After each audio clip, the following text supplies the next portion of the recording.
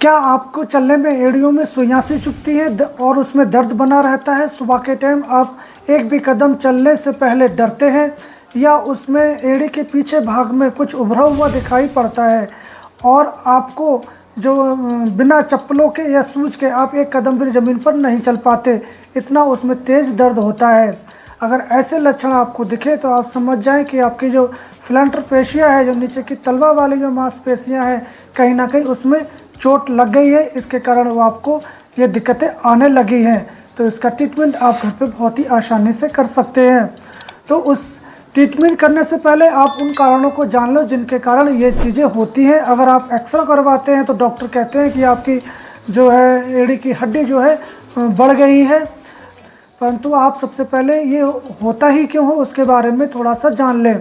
तो दोस्तों, जो लोग लंबे समय तक बिना चप्पल जूतों के नंगे पैर जो हार्ड सरफेस है या जो कंक्रीट वाली ज़मीन है उस पर नंगे पांव चलते हैं, लंबे समय खड़े रहते हैं या पथरी जगहों पे चलते हैं या हार्ड शूज पहनते हैं जिनके जो सरफेस है वो भी हार्ड होते हैं और पीछे से जो जूते हैं वो टाइट होते हैं, या फिर ऊंचे हिल के पहनते हैं, या फिर कभी उसमें चोट लग गई हो एड़ी में।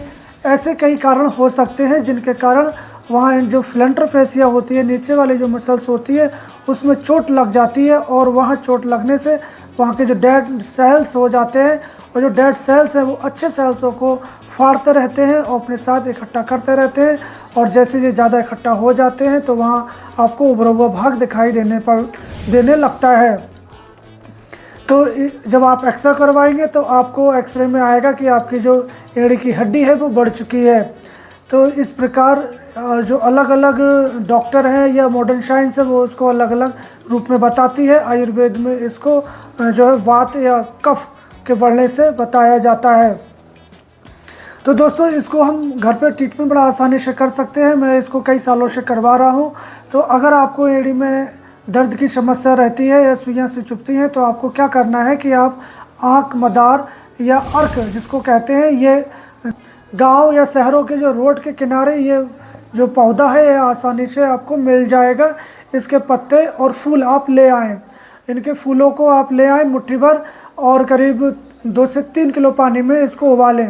जब इसमें स्टीम उठने लगे उसकी आप भाप दें कि स्टीम आप 15 से 20 मिनट तक दें, और स्टीम देने के बाद आप जब ये जो फूल हैं इनको आप फेंकें नहीं, शाम को इनको गर्म करके थोड़ा सा और इनका पेस्ट बनाकर जहाँ भी एड़ी में दर्द है वहाँ आप बांध दें, ऊपर से गर्म पट्टी लपेट दें। ऐसा आप कुछ दिन करते हैं, महीने 2 महीने, तो आपके जो एड़ी में दर्द है वो होना बंद हो जाता है।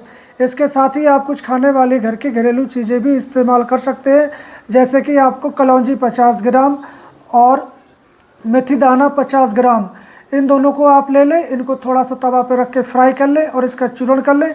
इसके बाद में आप काला जीरा, जिसको स्याही जीरा कहते हैं, ये 50 ग्राम ले लें, इसका भी पाउडर कर लें और ये तीनों चीज़ आप मिक्स करके किसी एयर कंटेनर बॉक्स में रख लें।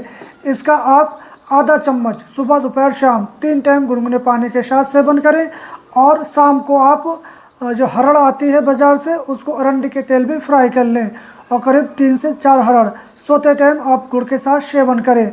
इससे आपका पेट साफ रहेगा और आपके जो शरीर में आम जम रहा था उसको पचाने का काम करेगा और आपका पेट साफ हो जाएगा। ऐसा आप कुछ समय करते हैं तो आपकी जो एड़ी की जो समस्या है, दर्द होना, उसमें चुभना या उभरा हुआ भाग दिखाई देना, ऐसे कई समस्या आपको दूर हो जाती हैं। तो आप इसका प्रयोग करके देखें। और इसके ऊपर पहले मैंने एक वीडियो बना रखी है कि एड़ी में दर्द होने पर हम के लोग क्या करें, तो उस पर हमने आँख के पत्ते का यूज करवाया था, जो उसमें काफ़ी लोगों को आराम मिला। तो वो भी वीडियो आप जाके देख सकते हैं, उसका लिंक डिस्क्रिप्शन में दिया गया है।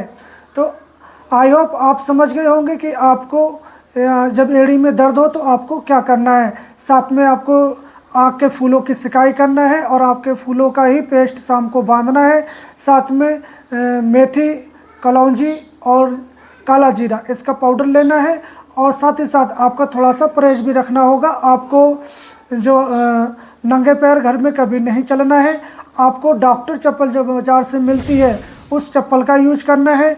टाइट जूते का इस्तेमाल नहीं करना है और आपको कंक्रीट वाली जगह पर नहीं जाना है, जहाँ पर उबड़ खाबड़ हो वहाँ नहीं जाना है।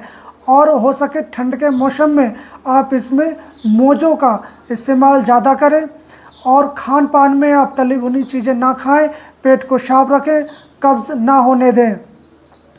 और किसी प्रकार की अगर चोट है तो उसको भी जल्दी हील करें और रेस्ट करें। इस प्रकार आप कुछ दिन तक ऐसा करते हैं तो आपके एड़ी के जो दर्द है हमेशा हमेशा के लिए ठीक हो जाता है। अगर तो इस प्रकार आप इस एड़ी के दर्द से छुटकारा पा सकते हैं। उम्मीद करता हूँ ये जानकारी आपके लिए यूज़फुल होगी। आप इसका इस्तेमाल करें और अपने दोस्तों को शेयर करें। और हम कल फिर मिलेंगे एक नई औषधीय जानकारी के साथ। तब तक आप स्वस्थ रहें, मस्त रहें। जय हिंद।